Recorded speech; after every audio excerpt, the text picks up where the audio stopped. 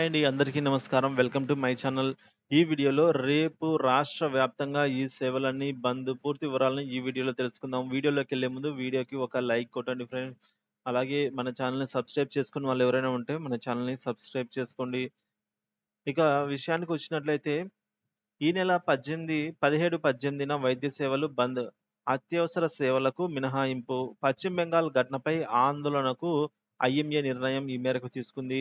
పశ్చిమ బెంగాల్‌లోని ఆర్జికర్ మెడికల్ కాలేజ్‌లో విధులు నిర్వహిస్తున్న జూనియర్ డాక్టర్ హత్యకు నిరసనగా ఒకరోజు వైద్య సేవల్ని నిలిపివేయాలని ఇండియన్ మెడికల్ అసోసియేషన్ పిలుపునిచ్చింది.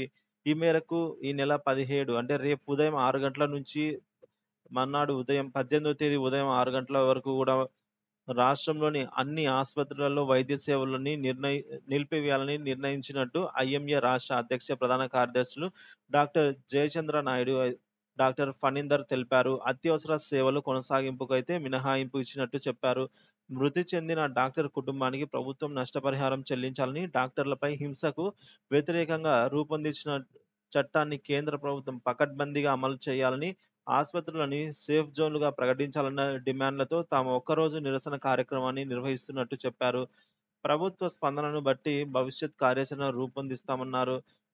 వైద్య వృత్తి పేటరేగు హింస దాడుల్ని అరికట్టేందుకు వైద్యులందరూ స్వచ్ఛందంగా నిరసన కార్యక్రమంలో భాగస్వాములు కావాలనైతే ఈ మేరకు ఆహ్, ఐఎంఏ ప్రకటించింది.